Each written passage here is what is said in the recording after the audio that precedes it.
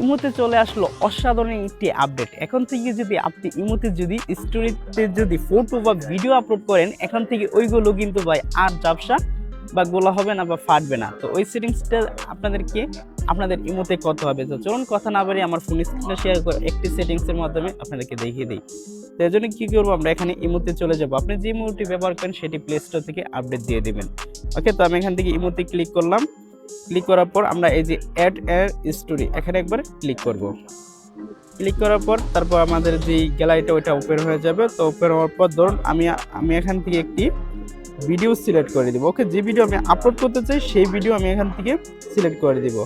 ওকে, তো আমি এখান থেকে একটি ভিডিওতে আমি এখানে ক্লিক করে দিব। তো দেখুন এই যে আমার এই ভিডিওটা। ওকে, ভিডিও সিলেক্ট করার পর এখানে দেখতে পাচ্ছেন একটি অপশন আছে এইচডি অন আর এইচডি অফ।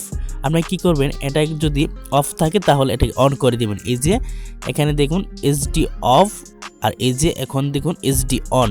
তো আপনি ভিডিও আপলোড করার সময় এটাকে এইভাবে অন করে দিবেন। এই যে এইচডি অন করে দিলে আপনার ভিডিওটা ফুল এইচডি রেজোলিউশনে আপলোড হবে। এখন আমরা ভিডিওটাকে শেয়ার করে দিই। শেয়ারে ক্লিক করার পর কিন্তু এখানে একটু লেট হবে আর কি। এই ভিডিওটা কিন্তু প্রসেসিং হইতে বা আপলোড হইতে একটু সময় লাগবে।